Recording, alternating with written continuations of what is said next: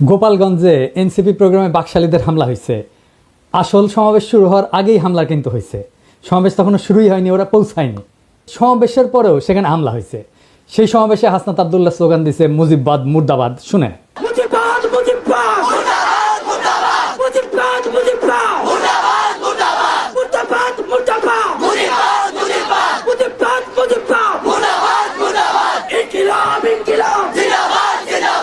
NCP যাইতেছে গোপালগঞ্জ শহরে, আর বাকশালীরা টুঙ্গিপাড়া পাহারা দেয়। আরে বেকুব, টুঙ্গিপাড়ার দায়িত্ব তো আমার। লোহা না গরম হইলে হাতুড়ি দিয়ে লোহায় বাড়ি দিয়ে লাভ আছে কোনো? বাকশালীদের অধ্যত্ব আর জনগণের ঘৃণা সেই পর্যায়ে পৌঁছাইলে টুঙ্গিপাড়া জয় বাংলা হয়ে যাবে, কেউ ঠেকাইতে পারবে না। টুঙ্গিপাড়া বাঁচানির একমাত্র রাস্তা হইতেছে বাকশালীদের জাতির কাছে ক্ষমা চাওয়া, নয়তো অপেক্ষা করা লোহা গরম হওয়ার।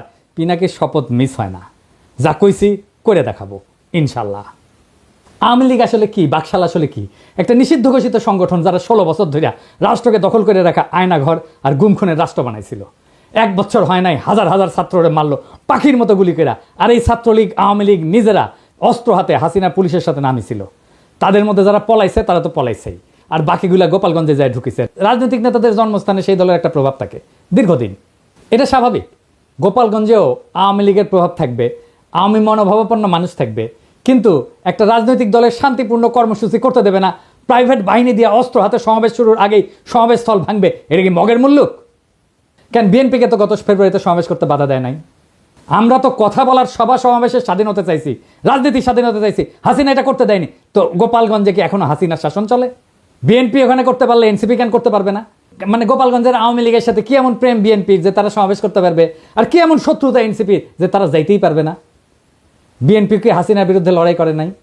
এই বিএনপি যখন 2024-এর 14 সেপ্টেম্বরে প্রোগ্রাম করতে যাইতেছিল, তখন গাড়ি বহরে হামলা করে 3 জন বিএনপির নেতাকর্মীকে মাইরা ফেলাইছিল এই গোপালগঞ্জের বাকশালীরা। আর আজকা বিএনপির কর্মীরা উল্লাস করিচ্ছে আওয়ামী লীগের মতোই, যে এনসিপি মার খাইছে, দাওয়া খাইছে, উল্লাস করিচ্ছে। হ্যাঁ, কি বেকুবের বেকুব রে। তো বিএনপি পরে প্রোগ্রাম করলো যখন, তখন কোনো হইল না কেন? কোনো অ্যারেঞ্জমেন্ট হয়েছিল নিশ্চয়ই। তো যখন পরে বিএনপি প্রোগ্রাম করতে গেল, তখন কেন আওয়ামী লীগ ট্রিগার্ড হইল না? কেন ডাক্তার জাহিদ ট্রিগার্ড হইল না? কেন কচু খেতে ট্রিগার্ড হইল না? কেন আগে থেকে আওয়ামী লীগেরা চ্যালেঞ্জ ছুড়ে দিতে থাকলো? প্রশ্নটা এখানেই। তার মানে বিএনপির সাথে গোপালগঞ্জ আওয়ামী লীগের এই মুহূর্তে কোনো কনফ্লিক্ট নাই, কনফ্লিক্ট আছে এনসিপির সাথে। তার মানে এনসিপি সেই শক্তি যা হাসিনাকে উৎখাত করছে, তারা ঠেকাইতে হবে। আরও অনেককে চিনবার পারলাম এই সুযোগে, যেমন ধরেন বাংলাদেশের মিডিয়াগুলা, যেমন প্রথম আলো, জাউরা ও বলছে যে কিছু লোক এসে হামলা চালাইছে। এই লোকের পরিচয় তারা জানে না। মতি মাহফুজকে এমনি আমি থাপড়াইতে চাই, জাউরার জীবন ভালো হবে না। এখন আবার কচু খেতে আসিছে মানবাধিকার নিয়ে, ওরে আমার ওরে ওবার মানবাধিকারও বুঝে।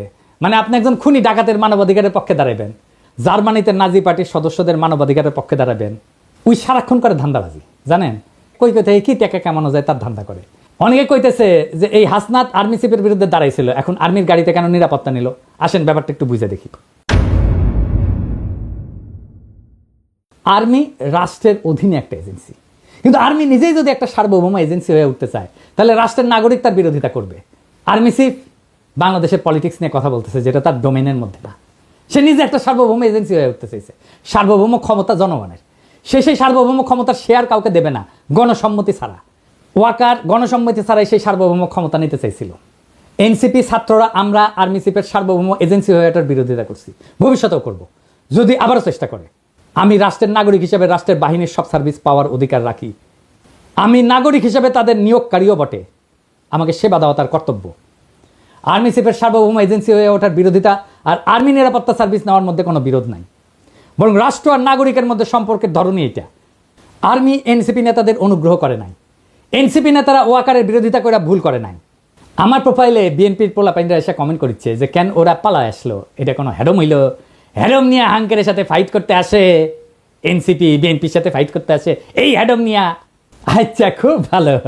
2023 সালের 28 অক্টোবর কয়েক লাখ লোকের সমাবেশ, সাউন্ড গ্রেডারের আওয়াজে নেতারা মঞ্চ ছেড়ে পালায় গেছে। মির্জা আব্বাস বলে যে আমরা প্রাণ ভয়ে দাঁড়াইতে পারি নাই।